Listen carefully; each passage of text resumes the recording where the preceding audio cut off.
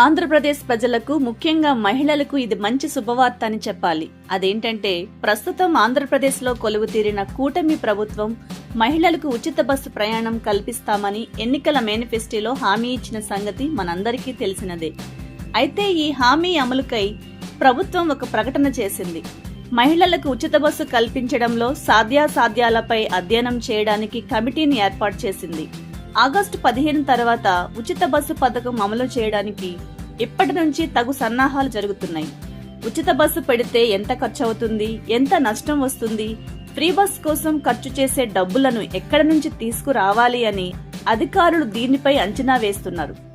ఆంధ్రప్రదేశ్ రాష్ట్రంలో Palle Velugu, ultra Palle Velugu, express సర్వీసులతో పాటు విజయవాడ మరియు విశాఖపట్నం నగరాలలో సిటీ ఆర్డినరీ అలాగే మెట్రో సర్వీసులలో ఉచిత సదుపాయం మహిళలకు కల్పించేలా చంద్రబాబు గారి ప్రభుత్వం చర్య తీసుకోనుంది.